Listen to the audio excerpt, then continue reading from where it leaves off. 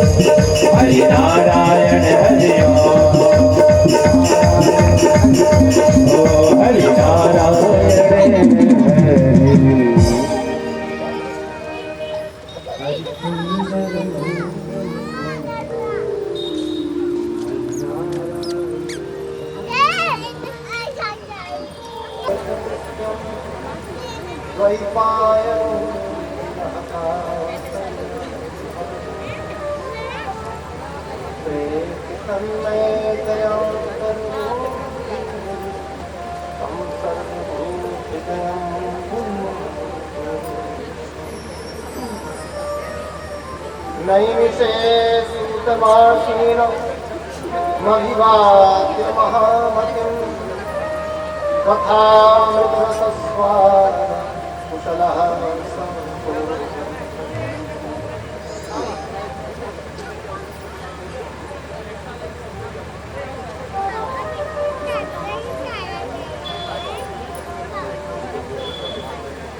आइए हम लोग भागवत के महात्मा की चर्चा करें।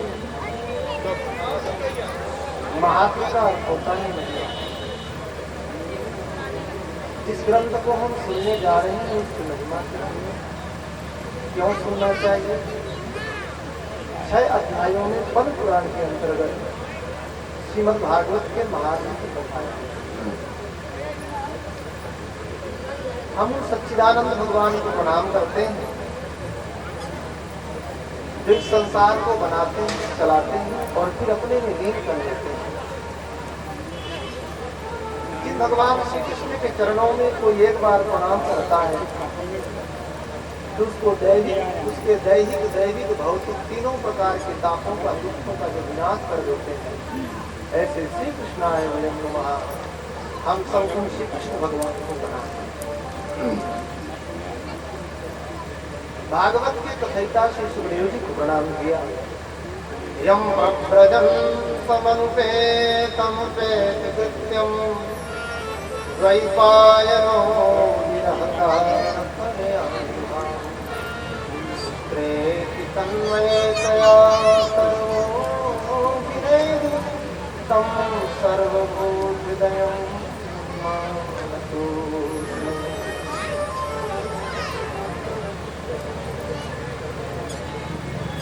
भगवान सुखदेव जन्म लेते ही जंगल की ओर चल पड़े। उनके पिता भगवान व्यास पुत्रे हे पुत्र रुक जाओ। लेकिन जिनका वैराग इतना प्रबल था कि मुख मोड़ करके अपने पिता की ओर देखा तक नहीं। ऐसे सुखदेव जी उनके चरणों में नमस्कार करते हैं। यह कथा कहाँ चल रही है? भगवान व्यास लिखते हैं कि नैमिषारण्य में कथा चल रही है और 1000 वर्ष का सत्र चल रहा है।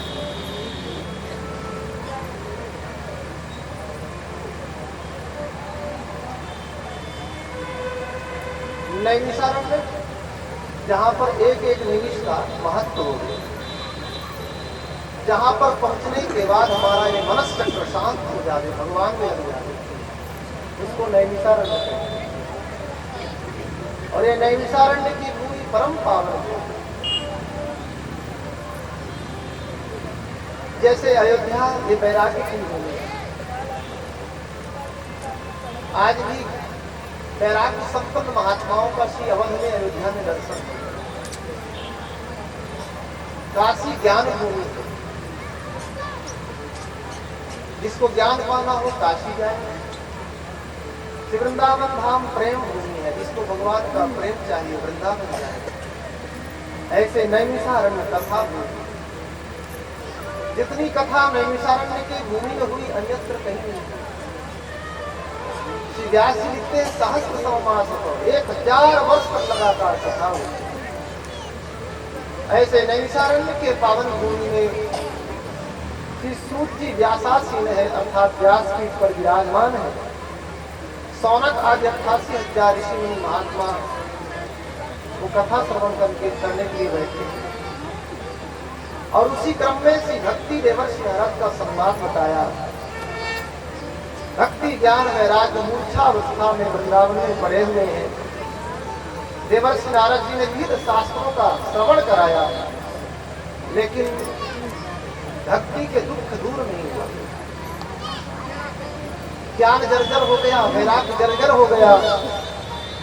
वेद वेदांत घोष गीता पाठ नहीं, वेदों का पाठ किया, उपनिषदों का पाठ किया, गीता का एक बार नहीं बार बार पाठ किया, फिर भी भक्ति ज्ञान वैराग्य दुख दूर नहीं। अंततः सनकादिक महात्माओं ने श्री हरिद्वार के पावन क्षेत्र पर श्रीमद् भागवत कथा कही।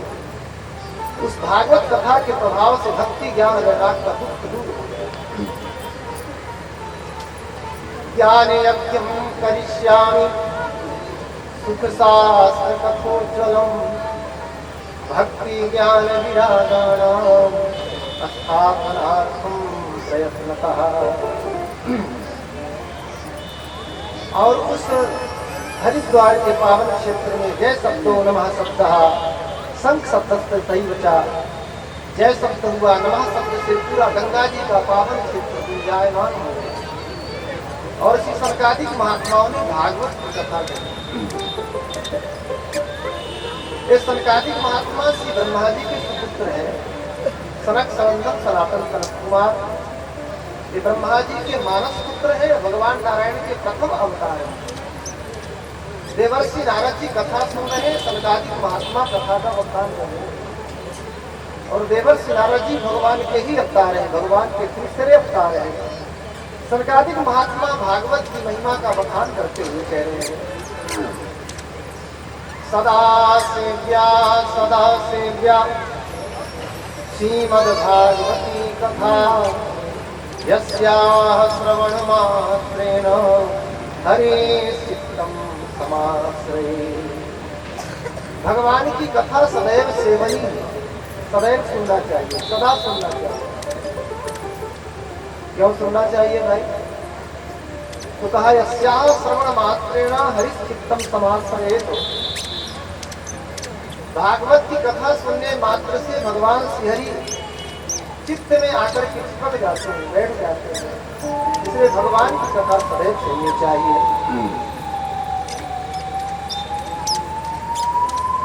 जन्म कोटि कृतं पापम नश्यते नात्र संशयः जो कोई भागवत कथा सुनता है उसके करोड़ों करोड़ों के जन्म, करोड़ों करोड़ों जन्म के पाप नष्ट होते हैं भागवत की महिमा। इसलिए हो सके तो एक श्लोक, आधा श्लोक, चौथाई श्लोक नित्य भागवत का पाठ करना चाहिए। अच्छा, हम एक श्लोक, आधा श्लोक, चौथाई श्लोक भागवत का पाठ करें तो इसका फलश्रुति क्या है, पुण्य क्या है? तो कहा श्लोकार्धम श्लोक पादम वह पठेत भागवतम चयः नित्यं पुण्यमवाप्नोति राजसूय स्वमेधयो। जो नित्य भागवत का एक श्लोक, आधा श्लोक अथवा श्लोक का चौथाई मात्र पाठ करता है उसको राजसी और अश्वमेध यज्ञ का फल प्राप्त है। राजसी अश्वमेध यज्ञ करना कोई साधारण बात नहीं है। राजसी और अश्वमेध यज्ञ केवल क्षत्रिय कर सकते हैं, और क्षत्रियों में जो राजा होता है, शक्ति संपन्न और संपत्ति संपन्न होता है, वही राजसी और अश्वमेध यज्ञ कर पाता है। उसमें दिग्विजय करने की आवश्यकता होती है, विश्व विजय करने की आवश्यकता होती है, बहुत सारी संपत्ति लगती है। और राजसी यज्ञ 7 दिन में, 9 दिन में, 11 दिन में, 1 महीना में, 6 महीना में संपन्न नहीं होता है। वह राजसी यज्ञ और अश्वमेध यज्ञ दोनों ही 1 वर्ष में संपन्न है। इतना समय, इतनी संपत्ति, इतनी शक्ति चाहिए तब कोई राजसी और अश्वमेध यज्ञ करता है। लेकिन जो भागवत जी का नित्य एक श्लोक, आधा श्लोक, चौथाई श्लोक का पाठ करता है उसे अनायास ही राजसी और अश्वमेध यज्ञ का फल प्राप्त हो जाता है। नित्यं पुण्यमवाप्नोति राजसूय स्वमेधयो। अंतकाले तेनैव श्रूयते सुखशास्त्रवात् विद्या तस्यैव वैकुण्ठं गोविन्दो प्रयच्छति। अंतिम समय में जिसके कानों में भागवत जी का एक शब्द भी सुनाई पड़ जाता है और उसकी मृत्यु हो जाए तो निश्चित रूप से उसे वैकुंठ लोक की प्राप्ति हो जाती है। इतनी महिमा है भागवत। लोगों के घर में अंतिम समय आता है तो लोग घेर करके बैठ जाते हैं और बेचारा मरणासन्न जीव अपने कर्मों को याद करता रहता, हमने अमुक अमुक कर्म किया है, पता नहीं किस योनि में जाएंगे, पाप योनि जाएंगे, पुण्य योनि में कहाँ जाएंगे। तो अपने पाप कर्मों को याद करता हुआ वह चिंतित रहता है और घर परिवार वाले उसे घेर के खड़े हो जाते, फिर पूछते हैं कि तुम हमको पहचानते हो कि नहीं पहचानते। ना पहचाने तो भी जबरदस्ती पहचानवाते हैं और पहचानते पहचानते उसकी मृत्यु हो जाती है और वो अधोगति को प्राप्त हो जाता है, नरक योनि में जाता है। तो उपाय क्या है? उपाय यही है कि जब किसी का अंतिम समय आए उस समय इधर उधर की बातें उसके सामने नहीं करना चाहिए। किसी विद्वान ब्राह्मण को बुला करके, जो वास्तविक विद्वान हो, पढ़ा लिखा हो, गुरुकुल में पढ़ा लिखा हो, जो भागवत जी की श्लोकों को शुद्धता के साथ पाठ कर सके और उसका अर्थ कर सके। और इस तरह से भागवत जी के श्लोकों का पाठ करता हुआ, अर्थ करता हुआ विद्वान जब उस मरणासन्न जीव को कथा सुनाता है और वह कथा कानों के माध्यम से हृदय में जाती है, भगवान कहते हैं मैं उस पर इतना प्रसन्न हो जाता हूँ कि अपनी ओर से उसे वैकुंठ लोक ले जाता हूँ। ये भगवान की अपनी ओर से प्रसादिता है। इसलिए अंतिम समय में श्रीमद् भागवत के श्लोकों का गायन करना चाहिए। किसी का अंतिम समय चले इधर उधर की बातें नहीं करनी चाहिए। लिखा अंत काले येनैव श्रूयते सुश्रुतशास्त्रवात् विद्या तस्यैव वैकुण्ठं गोविन्दोति प्रयच्छति। भगवान गोविंद उस पर इतना प्रसन्न हो जाते हैं तो अपनी ओर से वैकुंठ ले जाते हैं। अंतिम समय में भागवत को सुन लेता है। महाराज कब सुने कथा को? कहा दिनानाम नियमो नास्ति सर्वदा श्रवणं मतम्। कथा सुनने के दिन का कोई नियम नहीं है, जब समय मिले सदा सर्वदा हर समय कथा सुननी चाहिए। इस तरह से सनकादिक महात्मा कथा का बखान कर रहे थे, तब तक अचानक नृत्य करता हुआ, गायन करता हुआ संगीत के लहरी के साथ एक संग प्रकट हो गया। श्री सनकादिक महात्मा कह रहे हैं, श्री कृष्ण गोविंद हरे मुरारी, हे नाथ नारायण वासुदेव। श्री कृष्ण गोविंद हरे मुरारी, हे नाथ नारायण वासुदेवा।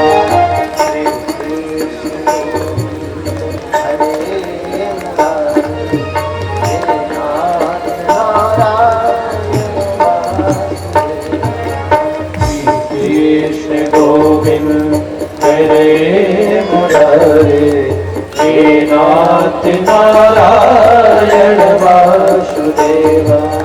हे नाथ नारायण वासुदेवा, हे नाथ नारायण वासुदेवा।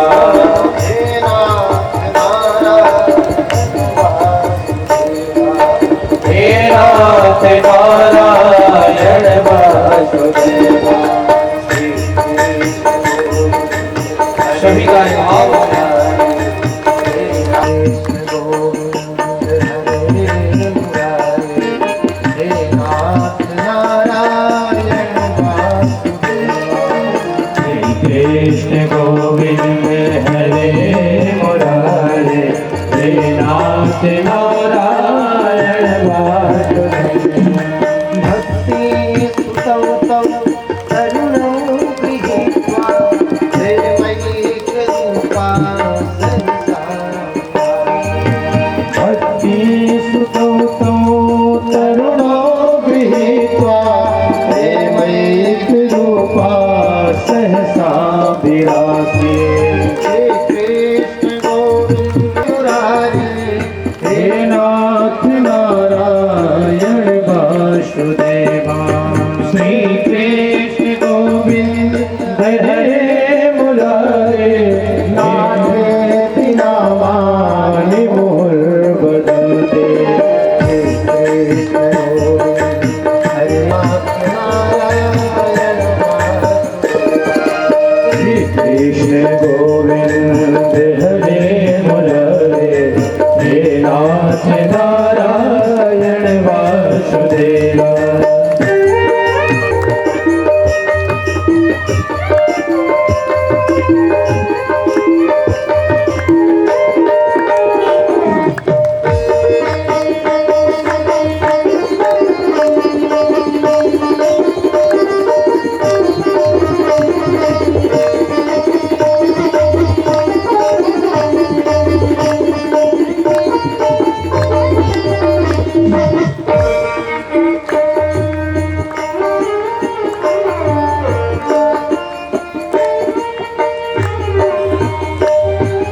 भक्तेश गोविंद स्वरूप करती, प्रेमैक धरती अवरूप करती। श्री कृष्ण गोविंद नाथ नारायण वासुदेवा।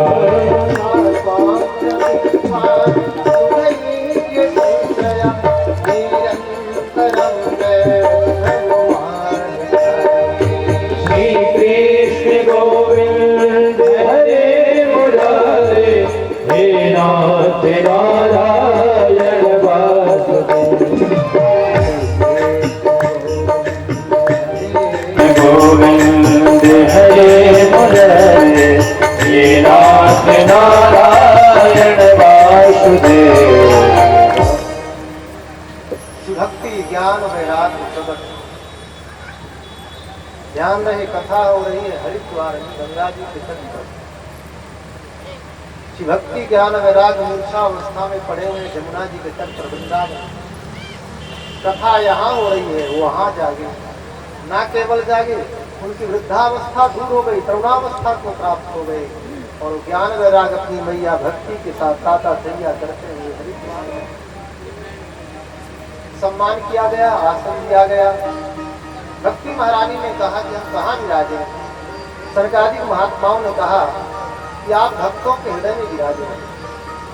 और भक्ति ज्ञान वैराग भक्तों के हृदय में आकर के विराजमान हो गए। सकल भुवन मध्य निर्धनास्ते की धन्या निवसत हृदय सा भक्ति भक्ति रे श्री हरि भक्ति रेता हरिरपि निजलोकम सर्वथा तो विहाय प्रविशत हृदय सा भक्ति स्वरूपलब्धा। संपूर्ण भुवनों में वह व्यक्ति निर्धन होते हुए अत्यंत धनवान है, जिसके हृदय में एकमात्र भगवान श्री हरि की भक्ति विराजमान है।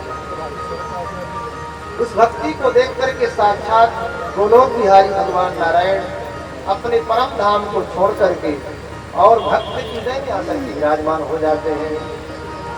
अथ वैष्णव चित्तेषु दृष्ट्वा भक्तिमलौकिकीं निजलोकं परित्यज्य भगवान भक्तवत्सलः। और यही हुआ, उन श्रोताओं के उन भक्तों के हृदय में भक्ति महारानी को विराजमान देख करके भगवान अपने वैकुंठ धाम को छोड़ करके और उन भक्तों के हृदय में आकर के विराजमान हो गए। आविवेश सुभक्तानां हृदयान्यमलानि च। हृदय में आकर भगवान ने किया क्या, जो वे भक्तों के हृदय में जो कलमश है, जो विकार है, उनको समाप्त कर दिया। अर्थात काम क्रोध मद लोभ मोह मात्सर आदि जो विकार है, भगवान उनको आकर के समाप्त कर दिए। इसलिए जो काम प्रयास से नहीं होता है, वो यहाँ प्रसाद से होता है। कामादिक कचरा जब तब साधन करके कामादिक कचरा को समाप्त करना एक प्रयास है, लेकिन भगवान की कथा में आकर प्रेम पूर्वक बैठ जाए और बैठने के उपरांत साक्षात श्री कृष्ण कर्ण कुहरों के माध्यम से हृदय में आकर के उन कामादिक कचरा को समाप्त कर देवे, ये भगवान का प्रसाद है। यहाँ सब प्रसन्नता से होता है। इस तरह से भक्ति ज्ञान वैराग्य विशुद्ध हो गए। देवर्षि नारद जी ने सनकादिक महात्माओं से पूछा कि भागवत की कथा सुनने से केवल भक्ति ज्ञान वैराग्य ही पुष्ट होते हैं, अथवा पापियों के पाप का प्रक्षालन भी होता है, अथवा पापियों के पाप का प्रक्षालन होता है, तो के विशुद्धंति वदन्तु मह्यम, कैसे कैसे पापियों के पाप धुलते। तब सनकादिक महात्माओं ने कहा, हे देवर्षि, कैसे कैसे पापियों के पाप प्रक्षालित होते हैं, प्रश्न ही बनती है। हम तो कहते हैं जीवन भर जिसने अनाचार अत्याचार दुराचार पापाचार अधर्माचार किया हो और पूरे जीवन में भागवत की कथा न सुन पाया हो, उसकी मृत्यु हो गई हो, तो भूत प्रेत आदि योनियों में भी यदि भागवत की कथा सुन लेवे तो ही परम पावन हो जाता है, वैकुंठ धाम का अधिकारी बन जाता है। बोले महाराज, जीवित जी कथा सुनकर के मुक्त हो जावे ये तो संभव है, परम करने के बाद कोई मुक्त हो जावे, बात जरा अंदर बैठती नहीं है। आज तक कभी ऐसा हुआ है? तब धुंधकारी कथा सुनाए, कहा अत्र ते कीर्तिष्याम इतिहासं पुरातनम यस्य श्रवण मात्रेण पापं हानि प्रजायते।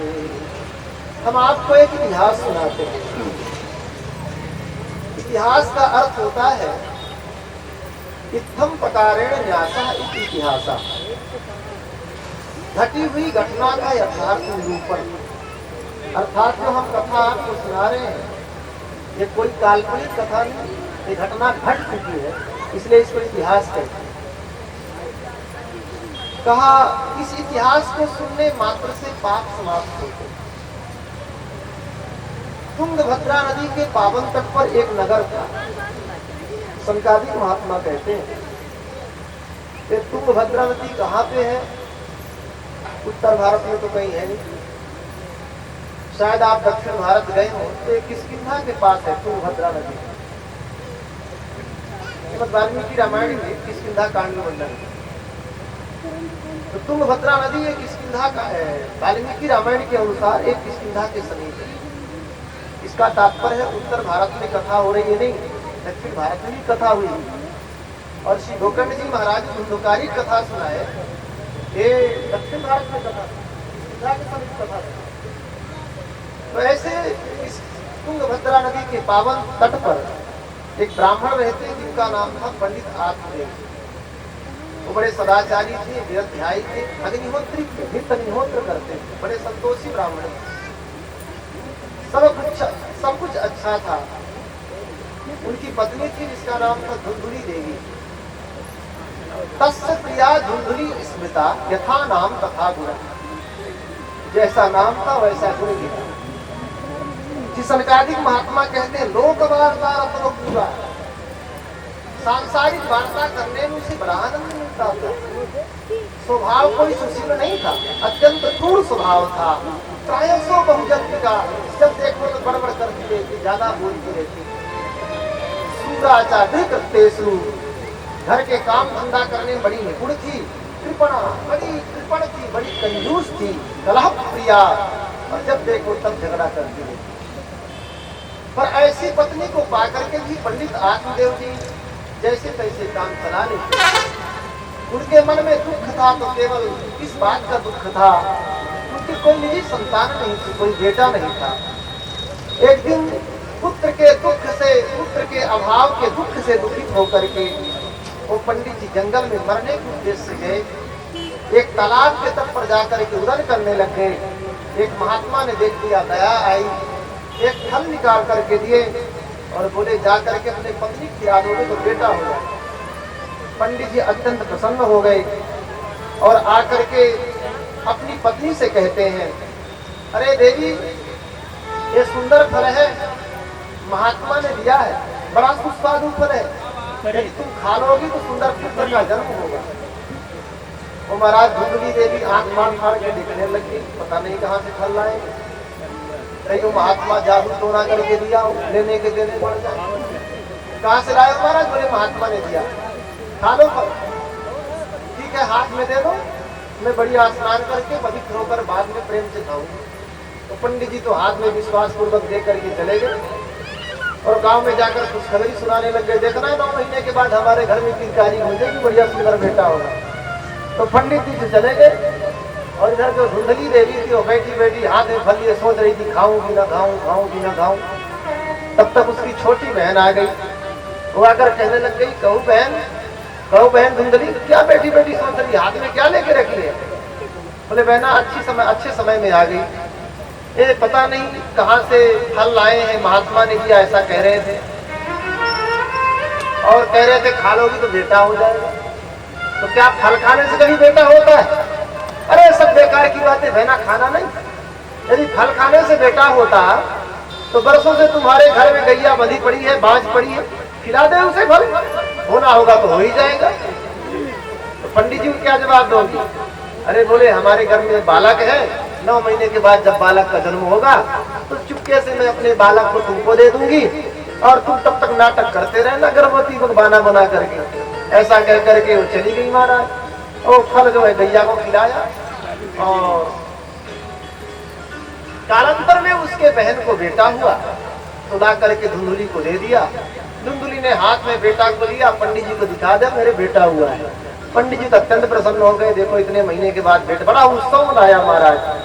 और उसके उपरांत 3 महीने के उपरांत जिस गैया को फल खिलाए थे उसको ही बड़ा सुंदर बेटा हुआ। तेन पुत्रो निर्मलाहा, अत्यंत निर्मल पुत्र हुआ। तो पंडित जी ने नामकरण संस्कार किया। गाय से उत्पन्न जो बेटा था उसका कान गाय के समान था, इसलिए पंडित जी ने कहा इसका नाम मैं गोकर्ण रखूंगा। और जैसे ही अपने बेटे के नाम रखने को सोच रहे थे तो धुंधली देवी उनके खड़ी हो गई, महाराज कष्ट हम सहे 9 महीना, इसलिए नामकरण हम ही करेंगे। हाँ देवी तुम ही कर लो, क्या कर रही हो? तो कहा हमारा नाम धुंधली तो मेरे बेटे का नाम होगा धुंधकारी। पुत्र सधुंधकारी नाम मात्रा प्रतिष्ठितम, माता ने नामकरण किया, स्पष्ट लिखा हुआ। कहा मेरा नाम धुंधली तो मेरे बेटे का नाम धुंधकारी होगा। और इस तरह से समयानुसार दोनों बालक बढ़ने लगते। गोकर्ण जी के संबंध में सनकादिक महात्मा कहते हैं, सर्वांग सुंदरम नित्यम निर्मलम कनक प्रभम। सर्वांग सुंदर, कनक कांति, स्वर्ण कांति उस बालक की, और यत्कालेन तौ जातौ तरुणौ तनया विभौ गोकर्णः पंडितो ज्ञानी धुंधकारी महाखनः। जैसे जैसे दोनों बालक बढ़े हुए वैसे वैसे गोकर्ण जी महाज्ञानी होते चले गए और धुंधकारी महादुष्ट होता चला गया। इतना दुष्ट था महाराज, नहाता नहीं था, बिन नहाए आकर भोजन करता, 100 को छू लेता, लाश को छू लेता और उसी हाथ से भोजन कर लेता। गांव में भ्रमण करता रहता, अकेले में कोई छोटा बच्चा मिल जाता और उसको उठा करके सीधे कुएं में डाल के भाग आता। रात्रि के समय उन्मत्त घूमता और देखता सब सोए पड़े हैं, तो रात्रि के समय पहले खपड़ेल घर रहते थे, छप्पर के घर रहते महाराज, आग लगा के भाग आता, धू धू करके पूरा घर जला। बड़ा आतंक फैलाया और घर में जितना भी सामान था, जितना धन था, वो सारा धन सारा सामान एक एक करके बाजार में बेचता, उटपटांग खान पान करता, सारा धन बर्बाद कर दिया। एक दिन की बात है, उनके पिता श्री आत्मदेव जी एकांत में बैठ करके रुदन कर रहे थे, रो रहे थे। प्रतिष्ठां पदक्षां को मे दुःखं यपोहि प्राणां त्यजामि दुःखेन हा कष्टं मम संस्कृतं। कहाँ बैठूं, कहाँ जाऊं, किसको अपनी यथा कथा सुनाऊं, ऐसे पुत्र से तो अच्छा कहीं जाकर मर जाए, ऐसा विचार कर रहे थे। उस समय गोकर्ण जी महाराज भजन कर, अर्धरात्रि का समय था, भजन कर रहे थे।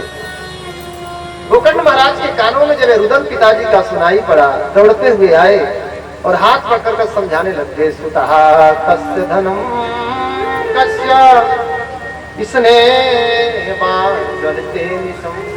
पिताजी किसका पुत्र, किसका धन। स्नेह शब्द का अर्थ होता है तेल। बाती तभी तक जलती है जब बाती में तेल, जब तक बाती में तेल रहता है। ऐसे जीवन में दुख तभी तक रहता है जब तक यह जीव संसार में आसक्त रहता है। आसक्ति से तात्पर्य है जब तक इन संसार के लोगों को अपना मानता रहता है तब तक दुखी रहता है, और जिस समय आसक्ति छूट जाए दुख समाप्त। पिताजी आपकी तो क्या, यहाँ कोई संसार में सुखी नहीं। न चेन्द्रस्य सुखम किंचित् ना सुखम चक्रवर्तिनः सुखमस्ति विरक्तस्य मुनिरेकांतजीविनः। गरीब कहे धनवान सुखी, धनवान कहे सुख राजा को भारी, राजा कहे महाराजा सुखी, महाराजा कहे सुख इंद्र को भारी, इंद्र कहे ब्रह्मा सुखी, ब्रह्मा कहे नारायण को सुख भारी, तुलसीदास विचारी कहे हरि भजन बिना सब जीव दुखारी। कोई तन दुखी, कोई मन दुखी, कोई धन बिना रहत उदास, थोड़े थोड़े सब दुखी, सुखी राम के दास। इसलिए ही पिताजी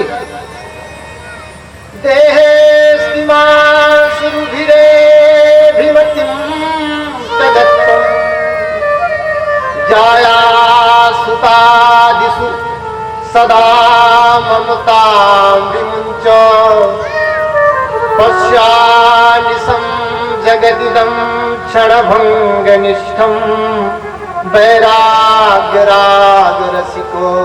भवभक्तिनिष्ठः धर्मं भजस्व सततं त्यज लोकधर्मान् सेवस्व साधु पुरुषान् जहि काम तृष्णाम् अन्यास्य दोष गुण चिंतनमासु मुक्त्वा सेवा कथा रसम इस जीव को संसार में बांधने के लिए दो रस्सियां हैं, एक अहंता की रस्सी और दूसरी ममता की रस्सी। यही रस्सियां इस जीव को, इस मनुष्य को संसार में बांधती हैं। शरीर के प्रति व्यक्ति की ममता अहंता होती है और शरीर के संबंधियों के प्रति जीव की ममता होती है। जब तक यह जीव की अहंता और ममता रूपी रस्सी समाप्त नहीं होती है, अर्थात शरीर के प्रति अहंता समाप्त नहीं होती है और शरीर के संबंधियों के प्रति ममता समाप्त नहीं होती है, तब तक जीव मुक्त नहीं हो पाता, बंधा है। अहंता से तात्पर्य है मैंपना, शरीर को ही सब कुछ मानता है, अर्थात देह को आत्मा मान लिया। सबसे बड़ा अज्ञान क्या है? देहात्मवाद ही सबसे बड़ा अज्ञान है। देह को आत्मा मान लेना ये सबसे बड़ा अज्ञान है। और वह देह को आत्मा मान करके शरीर के पोषण में ही लगा रहता है और उस पोषण के लिए धर्म करे, अधर्म करे, नीति करे, अनीति करे, उसकी भी कोई परवाह नहीं। न्यायपूर्वक अन्यायपूर्वक धन को कमाता है, मैं करता रहता है और अहंकार की चरम सीमा पर पड़ जाता है। जिस शरीर के प्रति इतनी अहंता है, अस्ति स्तंभम अस्नायुबध्यम मांस सौड़ितलेहितम चर्वावरद्धम दुर्गंधम। अस्थियों का स्तंभ है, स्तंभ माने खंबा, और नाड़ियों से बांध दिया गया है। अंदर मांस, मेद, मज्जा का लोथड़ा, रक्त का लोथड़ा भरा पड़ा है, दुर्गंध युक्त है, मलमूत्र का भांड मात्र है। ऐसे शरीर के प्रति इतनी महत्ता है। अच्छा, कोई कितना भी सुंदर होवे, उसके ऊपर की चमड़ी को निकाल दिया जाए तो सुंदर दिखेगा? तब तो कौआ अपनी चोट संभालेगा। सुंदर देही देख के उपजत है अनुराग, मढ़ी न होती चाम जो जीवत खाते का। इसलिए भैया शरीर के प्रति अहंता नहीं रखनी चाहिए और शरीर के संबंधियों के प्रति ममता का त्याग करना चाहिए। ममता से तात्पर्य है ये मेरा घर, ये मेरी जमीन, ये मेरी जायदाद, ये मेरी दुकान, मकान, पुत्र पौत्र, इनके प्रति जो अपनापन है, जब तक यह जीव इस अपनापने का त्याग नहीं करता है तब तक वो मुक्त नहीं होता। हमारे महाराज प्रवचन करना तो बहुत सरल है, पर इतनी जल्दी ममता जाती है। गोस्वामी तुलसीदास जी तो कहते हैं अपने एक पद में, ममता न गई मेरे मन से। कहां तक कहें? पाके केस जन्म के साथी, ज्योति गई नैनन से ममता तू न गई मेरे मन से। महाराज, शरीर के बाल पक जाते हैं, व्यक्ति वृद्धावस्था को प्राप्त हो जाता है, फिर भी ममता जाती है। आंख की ज्योति समाप्त हो जाती, दिखाई नहीं पड़ता, फिर भी वो शरीर के संबंधियों के प्रति महत्व उसका जाता है।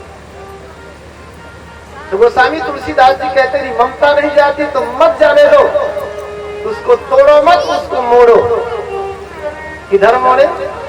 बोले जो ममता शरीर संसार के प्रति है वो ममता उधर से मोड़ करके भगवान से जोड़ो। तुलसी ममता राम सो समता सब संसार, राग नरोस न दोष कछु, दास भये भगवान। भगवान से ममता जोड़ो। और दूसरी बात, पश्यालिसम जगदिदम क्षणभंगनिष्ठम वैराग्य राग रसिको भव भक्ति निष्ठा। वैराग्य राग के रसिक होकर के संसार को क्षणभंगुर समझ करके भगवान की भक्ति करो। परम धर्म का आश्रय लेकर के लोक धर्म का त्याग कर दो, साधु पुरुषों की सेवा करो, कामनाओं का त्याग कर दो, दूसरे के गुण और दोष का चिंतन मत करो और सेवा करते हुए, कथा सुनते हुए और भक्ति करो, मुक्त हो जाओ। इस तरह से जब उपदेश किया तो श्री आत्मदेव जी तुरंत वहां से चले गए। वृंदावन में जाकर के भागवत का पाठ करते हुए अथवा दशम स्कंद का पाठ करते हुए श्री कृष्ण माँ गोलोक धाम को प्राप्त हो गए। बोलो भक्तवत्सल भगवान की। अब महाराज पिताजी तो वन को चले गए, वृंदावन चले गए, मुक्त हो गए। अब बची माता जी धुंधुली देवी, तो अपनी माता जी को पकड़ा और बोला कि पिताजी जरूर कहीं न कहीं तुमको धन बता के गए होंगे, धरती पर गड़ा हुआ कहीं निकालो, धन नहीं बहु मारूंगा। अब जब धन हो गए तब तो निकाले। उसने महाराज कावित्तम तिष्ठति ब्रूहि हनिस्सेदत्तया चेत, जलती हुई लाठी लाया, 2-4 लाठी से मारा अपनी माता जी और बोला यदि दोबारा धन नहीं बताएगी तो मारते मारते मार डालो। अब उसने सोचा कि जरूर हमको मारेगा। अर्धरात्रि के समय जाकर के कूपे पाता कृतो रातों देव सांधन बता, किसी अंधकूप में जाकर के गिर गई और आत्महत्या कर। अच्छा देखो, गोकर्ण जी महाराज ने सत्संग किया तो आत्महत्या नहीं की, वन में जाकर के भजन करके अपना उद्धार कर लिया। हर किसी को संतान की लाभ खानी पड़ती है, और वो कोई आत्मदेव होता है जो अपना आत्म कल्याण करे। तो वन में जाकर के भागवत का पाठ करते हुए, संतों की सेवा करते हुए भगवत धाम को गए। लेकिन धुंधकारी अविवेक के कारण सत्संग विहीन जीवन था, कुएं में गिर करके आत्महत्या कर। ध्यान रखिएगा, संसार में 2 पाप सबसे बड़े पाप हैं, एक तो आत्महत्या और दूसरा भ्रूण हत्या। ये 2 पाप शास्त्रों में भयंकर पाप कहे गए। आत्महत्यारे से बढ़कर कोई पाप नहीं और भ्रूण हत्या से बढ़कर कोई पाप।